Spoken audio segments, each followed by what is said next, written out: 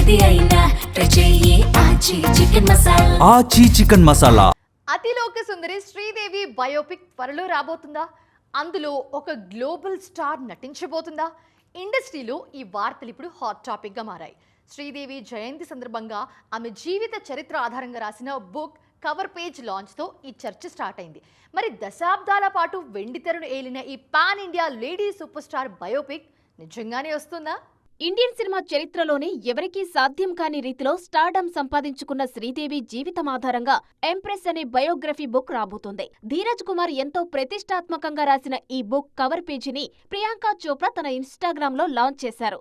Westland books publish చేస్తున్న ఈ బయోగ్రఫీని 2026 చివర్లో అధికారికంగా విడుదల చేయనున్నారు. చైల్డ్ ఆర్టిస్టుగా కెరీర్ మొదలుపెట్టి 5 దశాబ్దాల పాటు సుమారు 300 సినిమాల్లో నటించి ఇండియాలోనే తొలి pan India female super star గా ఎదిగారు శ్రీదేవి. ఎన్నో అద్భుతమైన సినిమాలతో హీరోలని డామినేట్ చేశారు. అలాంటి మహానటి జీవితంలోనే ఎన్నో తెలియని విషయాలను దాదాపు 10 ఏళ్ల పాటు రీసెర్చ్ చేసి మరీ పుస్తకంలో అక్షర రూపంలో పొందుపర్చారు. శ్రీదేవితో తనకు ఉన్న వ్యక్తిగత పరిచయంతో ఆమె ప్రయాణాన్ని 5 భాషల్లో డాక్యుమెంట్ చేయడం తనకు దక్కిన అరుదైన అవకాశంగా రచయిత ధీరజ్ పేర్కొన్నారు. కోట్లాది మంది హృదయాల్ని ఏలిన గొప్ప నటి జీవితాన్ని ఈ బయోగ్రఫీతో కళ్లకు కట్టబోతున్నట్లు చూపించబోతున్నారు. అయితే బయోగ్రఫీ వరకేనా, బయోపిక్ కూడా వస్తుందా అనే ఆసక్తి మాత్రం అలాగే ఉండిపోయింది.